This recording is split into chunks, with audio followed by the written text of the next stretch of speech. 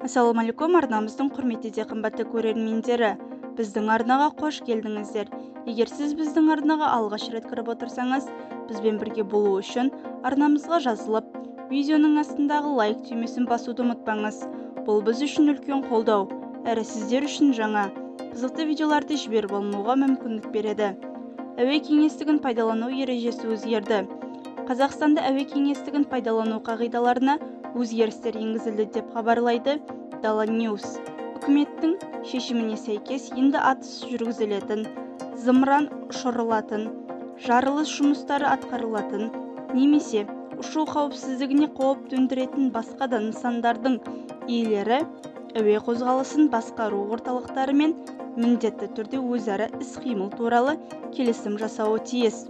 Бұл құжаттарда жұмыс жүргізілетін аумақтың шекарасы, уақыты және қауіпсіздікті қамтамасыз ету бойынша үйлестіру шаралары нақты көрсетіледі.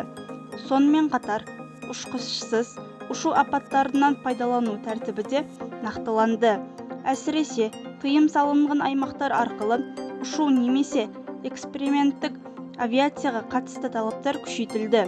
Енді мұндай ұшулар үшін әуе кеңістігін пайдалануға өтінім беру тәртібі қатаңдатылып, қосымша талаптар енгізілді.